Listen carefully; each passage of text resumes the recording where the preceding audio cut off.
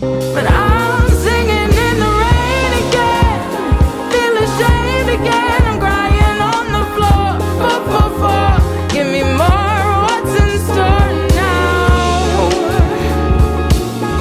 What's in store now? Got to go. So look inside and you'll find one more day. If you look inside and you'll find one more day. I think of you, stars are aligned. Angels are watching us, I'm seeing 999. What's the time? I swear you be blowing my phone. We be on FaceTime. You watching my waistline, I'm watching your baseline. We grinding and rolling and torching them A's from the gate, cause you know that we don't like to waste time. Hi everyone, it's professional musician, actress, model Autumn Jones here for the Autumn Jones Show. You can follow me at Autumn Jones Music. And today we have a very special guest, D'Angelo Young, a young film director. So D'Angelo, how did you get into film? Thank you. This is my show. I'm asking the questions here. Thank you for tuning in. This is I Got a Story to Tell. Be sure to like and subscribe and follow I Got a Story to Tell on social media. Oh, let's get into it.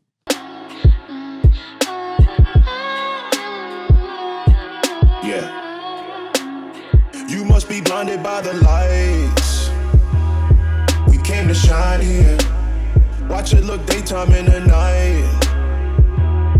We bring the vibes here. We full of life, you keep the change. Keep the change. They hate and say we went and changed. I say the same. You must be blinded by the lights. All right, so thank you for tuning in. I have electrifying singer, songwriter, actress / model with me, Autumn Jones. Thank you for dropping by. Of course. So how have you been? What's been going on? Amazing. Honestly, it's been a blessing. Blessings on blessings have been coming my way. All right, so for the people who don't know, who is Autumn Jones?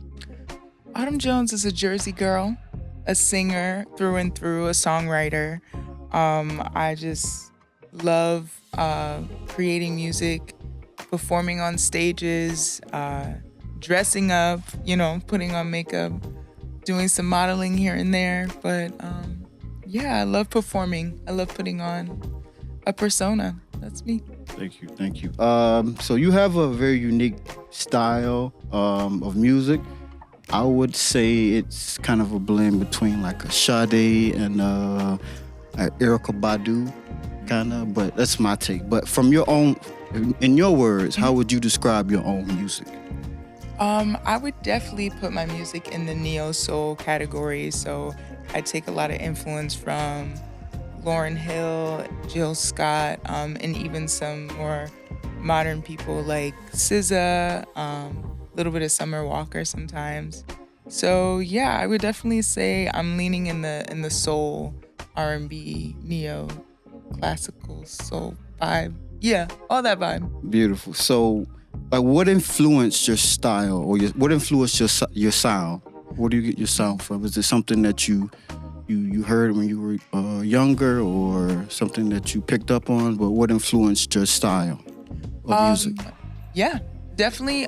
My parents listened to a wide range of music, so I grew up listening to everything from Bob Marley and the Wailers, Aretha Franklin, Right. Jimmy Stewart, Amy Winehouse, The Beatles, Meatloaf, like honestly a lot of ranges. And that is what kind of like, that's where my ears started. And then I started getting into like choir. I started getting into orchestra, so I had that kind of classical background as well. So it kind of flourished with a lot of the people, especially my family, that influenced, I would say, my sound. What does your passion for music come from? Does you have does music run in your family, or is it just something you picked up on? Or you just woke up one day and discovered you can sing and you just did it? Or what is that your passion come from for music? It definitely, I'm going to keep talking about my parents because first of all, I absolutely adore them. They're the reason I'm here. They're the reason I am who I am. But they are the biggest reason I love music so much. They're both music lovers through and through. My dad was in like a band. He learned all the different instruments like by Right. ear and things like that. So he always had a musical ability. And my mom is a beautiful singer, also actress. That's where I get the acting Oh, from. nice. She came all the way from England to New York to get into that when she was a little younger than me, like 23 years old. Hmm. So honestly, they really just their love of music influenced me for sure. Okay, cool, cool. So let's tell me more about your roots and your background and what it was like growing up in Maplewood, New Jersey, and how you actually got into entertainment. Like what Mm. what what what made you go into singing? You know. Yeah, for sure. These are some good questions, D'Angelo. Thank you. Yeah, so Maplewood is a suburb. We have some really cool people that came out of there. Like SZA graduated from the same high school as me. What? So did Lauren Hill. She's from Scissors from Yeah. Maplewood. SZA's from Maplewood, Wow, New Jersey. Yeah, interesting. And Lauren Hill? Lauren Hill's from South Orange, which is the same district. But we she graduated from the same high Which school is that I did. like 30 or so miles outside of New York City. Yeah, I think it's like 25. Something like It's that. like less than, yeah, it's Right. pretty close. um, yeah, so growing up in Maplewood, it was really dope. I grew up on like the last street in Maplewood towards the next town.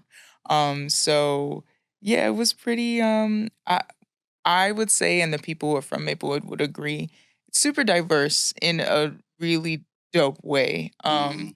Like I saw all kinds of people. We had black kids, white kids, like Asian kids, like Indian kids. Like we had everyone. And that was a really cool, like it was just a cool way to always be around different cultures, different music. Right. Um, and because of the really amazing people who came from Jersey, and Maplewood, like Zach Braff went to my high school as well. Wow. Yeah.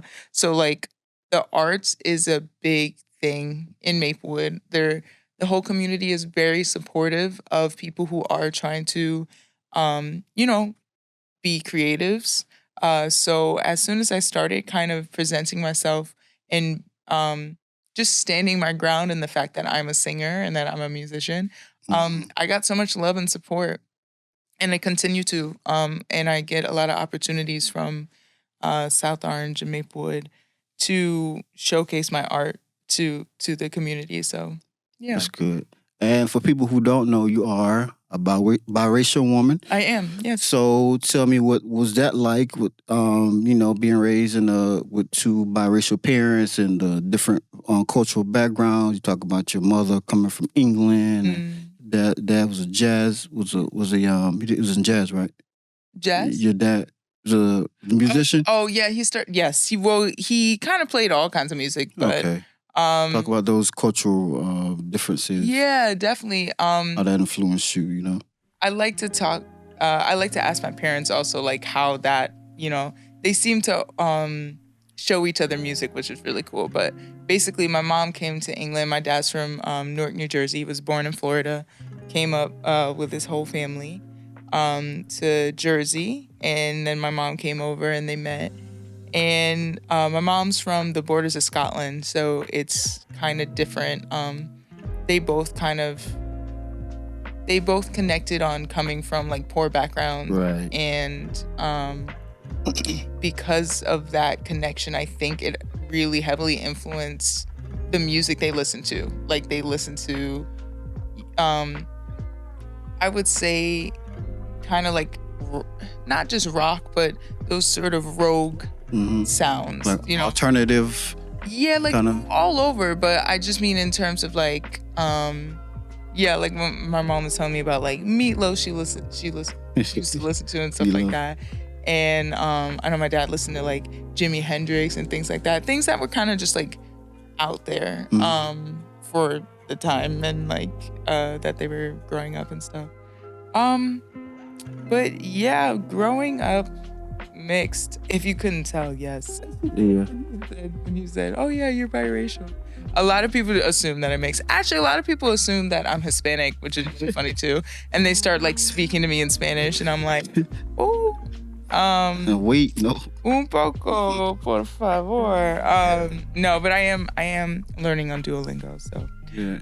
anyway, long story short, my parents, their love for each other is really a beautiful thing. So Okay, that's I would say, beautiful. yeah, growing up in a house like that was always. And how has your parents how has their support how have they supported you on your musical journey? Oh, they have been supportive, like always, not only just rooting for me, Always in your corner. just always in my corner. My dad is more like, my mom is like, shoot for the stars, go for your dreams, like do it. And so is my dad, but like, for example, trying to figure out the college situation, like my mom was like, I don't care the cost, just do it. And my dad's like, whoa, wait a second. Think about the cost though. But long story short, like my dad is like the merch guy. He's got all the merch, all the Autumn Jones merch. He's like the biggest salesman of that. And my mom is always like talking about me like on Facebook with her friend. She got more Facebook followers than me. And they've been really like connecting with me. It's so funny. They're so supportive, honestly. I met them like once at like one of your plays. I went to one of your plays. Very cool people. Very down to earth. So what is something that they taught you that you always remember and hold near to your heart? Like one thing, or it could be two, but whatever. I feel like the biggest thing that they've at least showed me, and spoke to it in some way is to prioritize happiness. And I think that that's something that a lot of people forget. Like we get caught up in, oh, you gotta work or you gotta make money or you gotta do, like you have to do these things. And my parents very much are like, yeah, those are things that are also priorities, but the biggest priority is your happiness. So they're always like, yeah, don't stress. If that's stressing you out, like don't do that kind of thing. So I would say, yeah. And that's beautiful. But you recently returned home from the George Michael North American tour, and congratulations on that. That's a very big deal. That's awesome. So can you share with us your experiences on the tour, what it was like traveling all over the country, and talk about like the heights, like one of the most memorable moments that you'll never forget. Yeah, got you. I wasn't even searching for this. This wasn't something that obviously as a singer, the thought of touring is like definitely so cool, but it wasn't something I was prioritizing right now.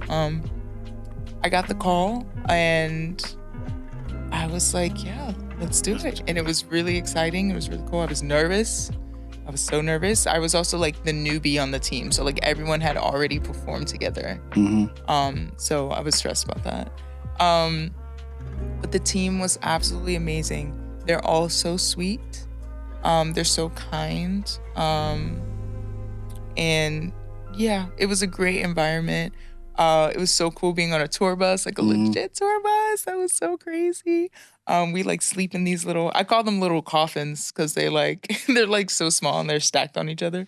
And so there's beds on the tour bus. There's beds, yeah. Like I call them coffins. It's like a house bed on wheels, right? Yeah, it was 12 of us. 12 of us sleeping on there. So yeah, it was fun. So we did that. And seeing a bunch of states I've never been to, I've never imagined I would kind of get to, or like, they were on the list, but not really. Like, went to Michigan. I actually really enjoyed Michigan. I did. I thought that was really cool. It was super like diverse. We went to this like. What part of Michigan? I want to say, I think it was Detroit. Detroit? Yeah, it was like outside of Detroit. Like it was like a suburb outside. Right. And it was really nice. Like, we went to this kind of food court, and there was like little babies, just like, and then elderly people. It was like diverse over an age group, and also like racially diverse, culturally diverse. Lots of different foods. They prioritize like plant-based, and like sustainability. I was like, this is like such a beautiful feeling. That's beautiful, man. That's a good thing about touring is being able to see these different places, man, that you probably never would have been to if it wasn't for the tour and your career and things like that. Is there like a moment that stands out to you that you'll never forget? Like maybe you standing on stage in front of like thousands, like any shining moment that stood out to you from that experience. I would say the last show we had was in Boston, which is where I went to college. I went to Berklee College of Music in Boston. And it was my first time going since the pandemic kind of shut everything down. And it was such full circle moment. Like my old boss came, and it was a sold out show and it was huge. And it was crazy. It was very much like I was thinking about like younger Autumn, like my young self, like in college, and like how proud of myself that I am and stuff. Like you imagine yourself in that moment when you were a kid and you're there. So in the audience, like watching me, like if my younger self was watching the audience, like it was very so touching. proud. Yeah, I was just like, wow. That's beautiful, man. And it's a privilege to be an artist because we get to express ourselves in different ways that the average person cannot, through our art and music or whatever. So, like, what is it that you are trying to say through your music? Is there a message that you're trying to get out through your music? I want people to feel connected to something, to someone. And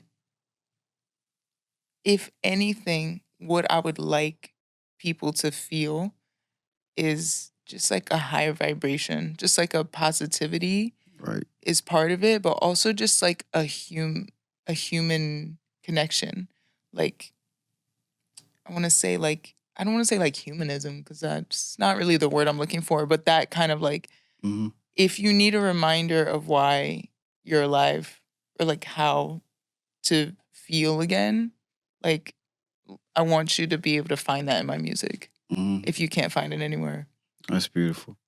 So you started your musical journey at a very young age. In between, you recording and doing shows and touring and all these other things. What has been the biggest sacrifice that you've had to make in order to succeed? Oof. Biggest sacrifice, I would say, is at times, because it's a constant process. It's a constant like progression. I would say like a sense of control, if that makes sense. Like I've had to sacrifice. Let me start over. Go ahead. I've had to sacrifice sometimes. I don't want to say relationships, but I have always been like a kind and open person. But when it comes to this music and it comes to my career, as I've gone through it and been progressing in it, I realize sometimes I cannot prioritize other people's emotions. Right.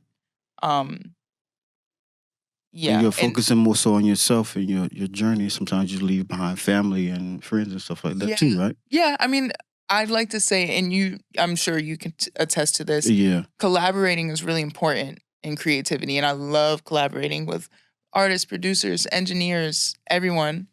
And there's a level where you have to kind of advocate for your ideas. And advocate for your opinion of where you want something to go or how you want things done. Otherwise, you lose. Yeah. Yeah, the part true. of the I vision. mean, even like as a writer, even though I write it, when I cast and I hire people, it becomes everybody else's. You know what I mean? I can't just be like, I want this, I want that, I want to do this. Well, you can, but that's not like it. You have to listen to other people's opinion. Yeah. You know what I mean? Because sometimes you're not always right. So I kind of understand what you're saying, that like sacrificing that, and also me personally, like I've sacrifice like kind of family, and I'm from Georgia and moving to New York City to pursue my dreams. I don't get to just go home and whatever I want to because I'm always focusing on okay, I got to do this project, I got to write this, I need time alone so I can focus on. Oh, I got to write a book, I got to write a screenplay, do this and that. So I definitely understand like being able to sacrifice like your family and stuff like that too. And I want to talk about your last EP, 444. Yes. That's amazing. You guys did like a whole short film for it, which was dope. So I wanna know like what was the influence? What influenced you to write? Make that album. Also, what is the meaning behind 444? Gotcha. Yeah. So 444 is a progression of angel numbers. Angel numbers are basically the idea that your angels are sending you a message via numbers in succession. Um, 444 is just a reminder when I see it that my guides and my guardian angels are watching over me and they are protecting me and they are leading me in the right direction. So I feel very much like I am doing what I need to be and I am where I need to be when I see the numbers. Um, and yeah, the EP was heavily influenced by this British artist named Amalu. A few years ago, I had seen her also a 3-track EP with the short film, and it was so amazing, and I was so inspired by that. I was just like, I want to do something like this. Yeah. Yeah, and that's how that came about. So the video for the EP was dope. Like it told a complete story, and it was dope. And the visualizations, the visuals was really good. Thank you. And so can you talk about do you have a writing process that you do? Do you like go far away to write, or what is your sometimes if you can give away your secret sauce? I got you. Well, first of all, in regards to the visuals, like shout out to Julian Jones. He's Jersey. Julian Jones. He's a Jersey cat videographer. And he's just really smooth to work with in terms of camera work and just like sitting down and working out the board. I had the idea for this, for the story that you're talking about. And I don't know if there's a process. It's more of like a spark of motivation. It's a spark of inspiration. It's like I have to write. I personally have to physically write a lot. What do you mean by that? Physically write? Like force yourself to write? Right. No, like instead of typing, I prefer to like use a pen, like pen to paper. It comes together a lot more. And if I have to relate that or like relay that info, I'll type it up for someone. But I always like start with the writing first. So I guess that's the secret sauce. Yeah. Yeah, I do the same thing. Like I actually have to write it.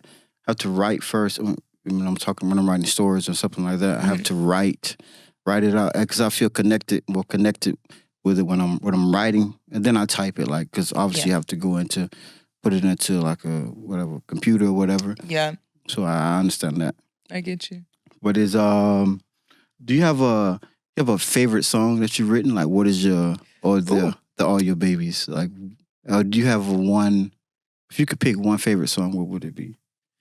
I think In the Rain is probably my favorite song. Yeah. What is the story behind In the Rain?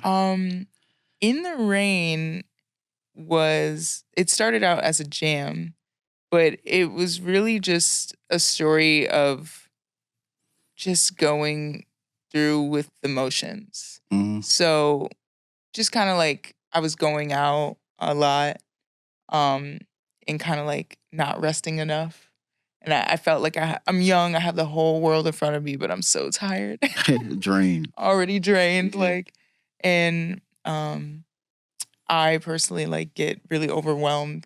And when I am overwhelmed is when I feel worried about what am I doing? Am I where I need to be?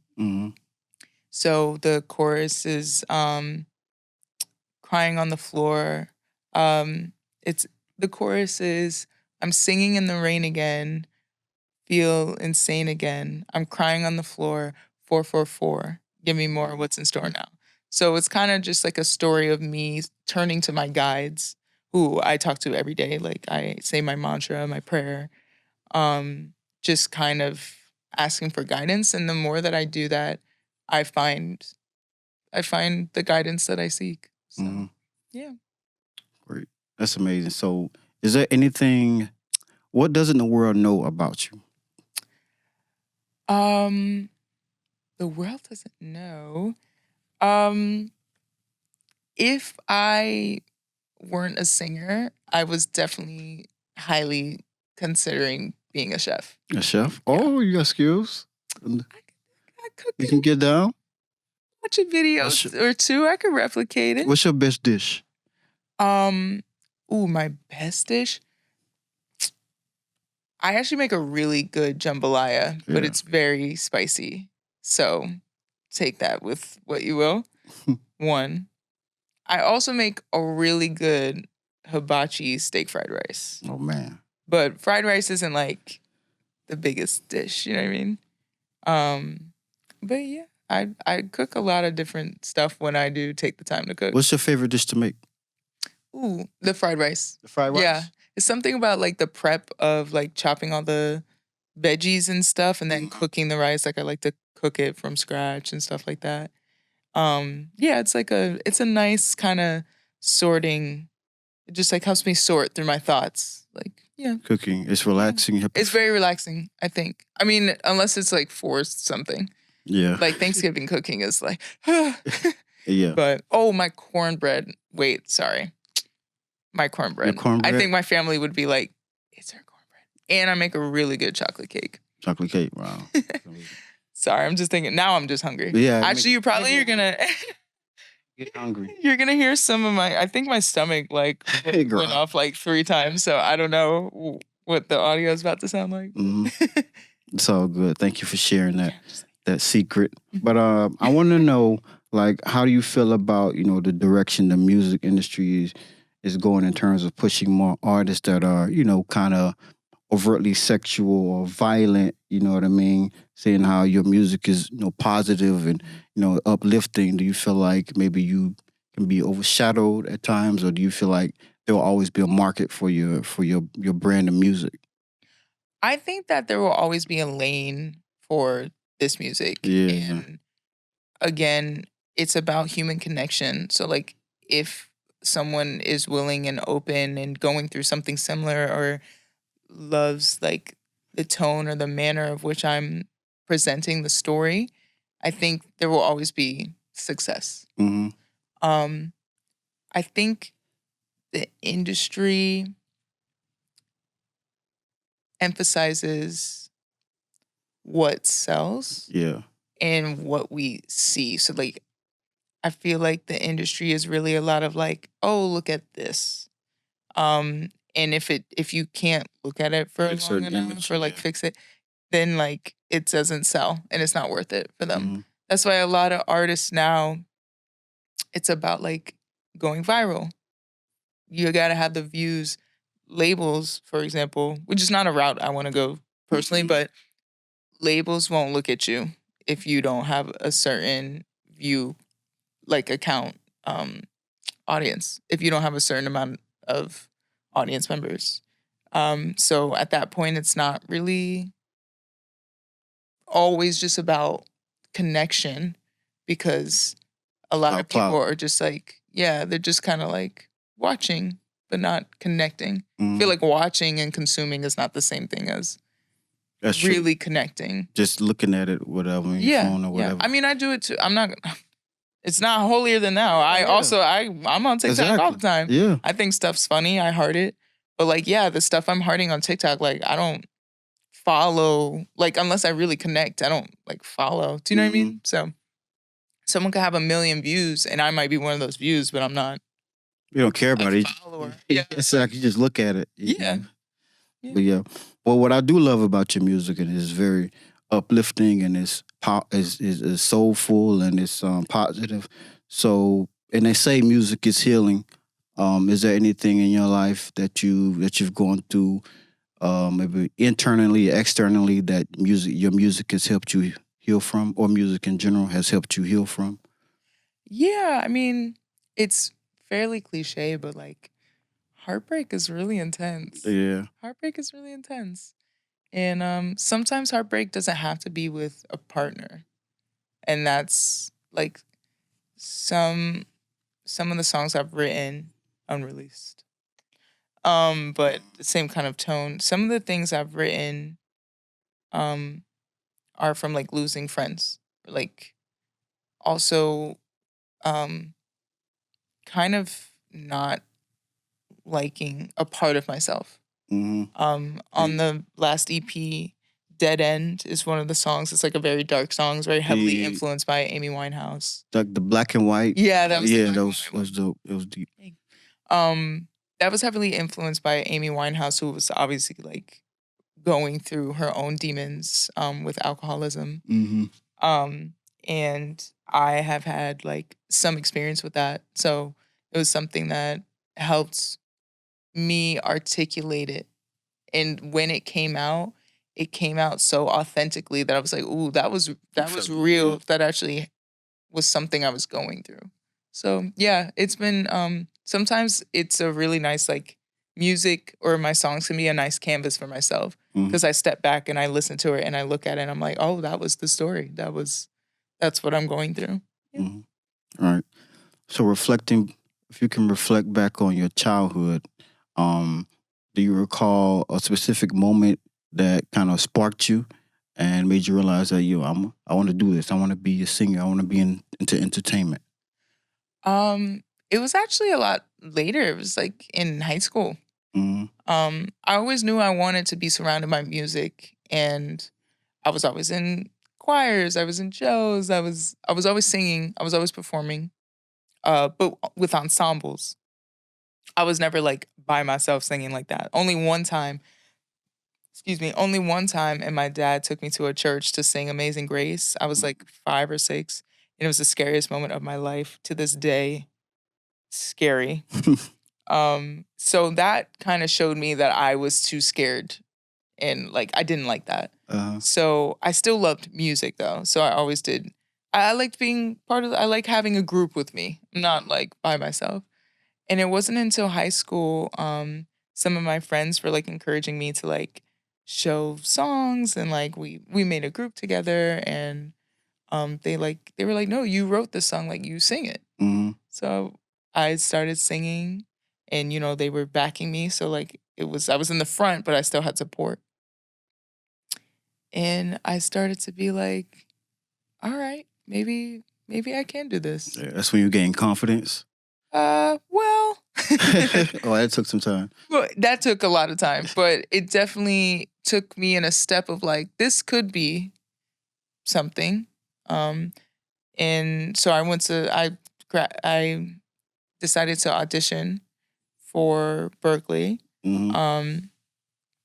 And I kind of was like, if I do this, this is the dream and I have to go for it. Like all or nothing. I have to go for any and every opportunity that Berkeley has to offer. And I got in. So I was just like, yeah, I gotta be an artist. That's what I gotta do. That's your calling. That's how you found out. Yeah. All right. So knowing what you know now and thinking about all that you've been through, Mhm. to get as far as you've gotten, what advice would you give someone who was thinking about going into music, or you're pursuing a music career? I would say your process is your own. And it's really important to have a great support group, not just like people to collab with, but people who support your visions and your dreams.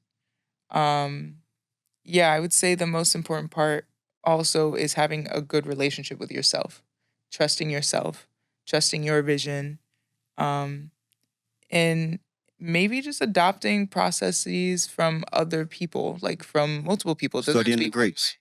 Sorry? Studying the greats. Yeah. Yeah. Yeah, exactly. Mm-hmm. Yeah, that's kind of something that I wish I could have added to the list a while ago. Like just being able to, like I always thought there was like one thing, like one way you had to do it. Um, and it would I would be trying to do something one way. And then when I let that go, that's when better things started happening. So I would suggest like dip and dab in like a couple things. See what sticks kind of stuff. Yeah. Right. And not only are you a phenomenal singer, you're a great actress. Oh, thanks. How do I know? Because you've been in like most of my projects.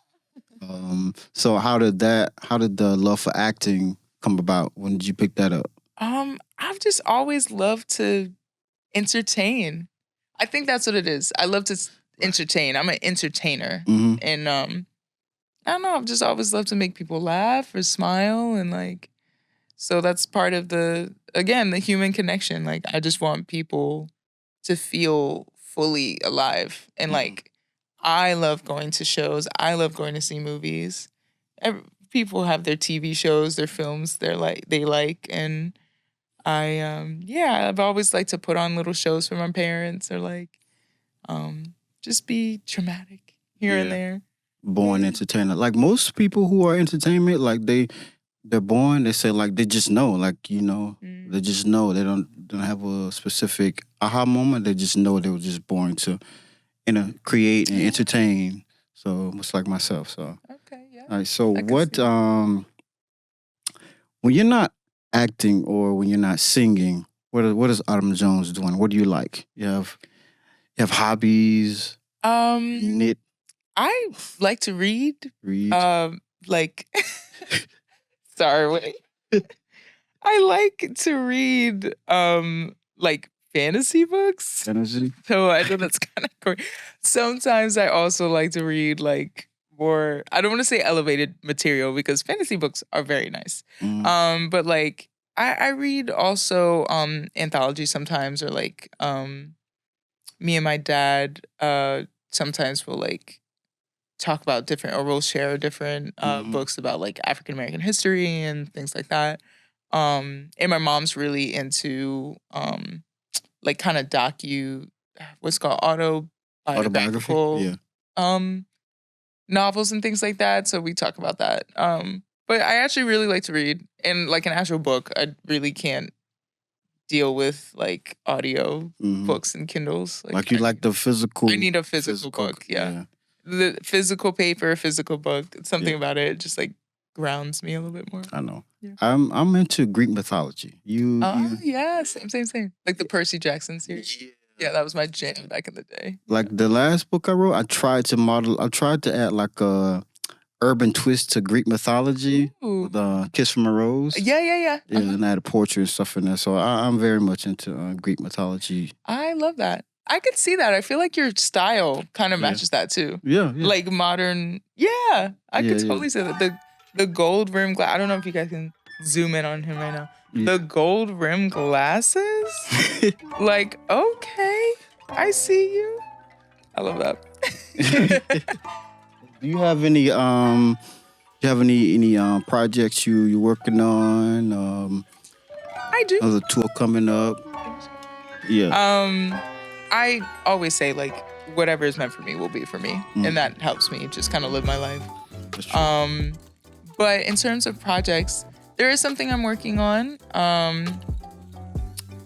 And right now I'm kind of prioritizing audience, like and connecting with more people and authentically connecting with more people. So yeah, so like I would love to boost my Instagram numbers up, so that, you know, when we do have our shows, because I do perform a lot, I want the people who are watching me on Instagram to like show up live.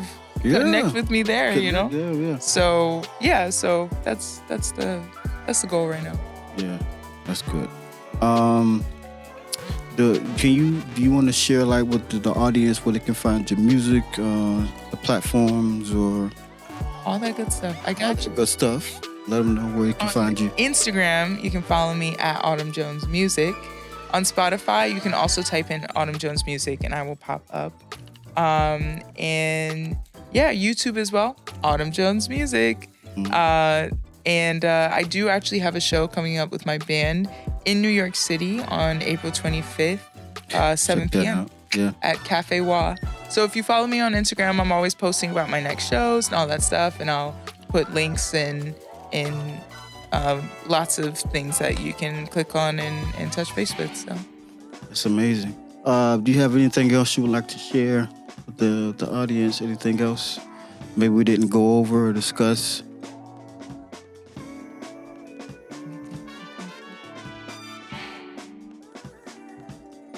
well, it is my show. So D'Angelo, what are some themes you like to put in your films? Films? Yeah.